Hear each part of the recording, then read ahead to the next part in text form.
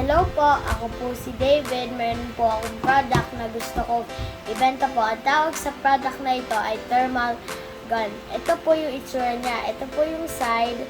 Ito po yung harapan po. Ito po yung isa pong side.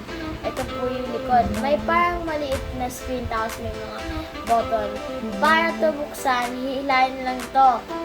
Ito, hindi nyo na kailangan ng screw o screwdriver. Kung gusto rin, ito yung lalagyan ng battery.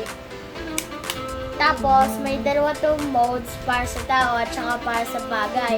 Tapos, kung gusto niyo Fahrenheit, pwede. Ito, pamalitan mo lang. Ito po. At saka ito. Po. Tapos, ito para buksan. Ito, may parang button dito. Pindutin mo lang. Ito. At saka, mas mabilis siya mag-read ng temperature. Hindi yung parang ganito, yung mano-mano, mag-i-intay para, nga, ganito, nakuha na kagad yung yung temperature ko.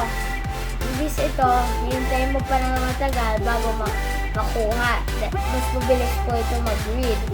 Dahil infrared infrared sensor yung ginagamit nito po, kaya mas mabilis po.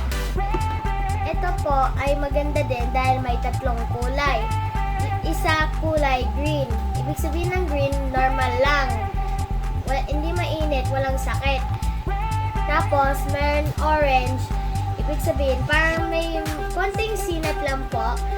Pero pag red, mainit na yon. Kaya malalaman mo kung may sakit na yung isang tao po. Ito po ay maganda at siguradong matibay po. Imbis na ito, madaling masira at madaling malobat.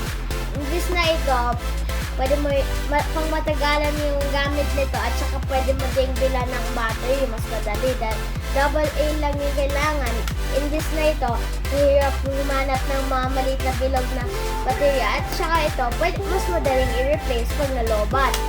Ito, mahirap pa ikabit dito po. At saka mura lang po ito, bilhin nyo po ito ng 200 pesos lang po.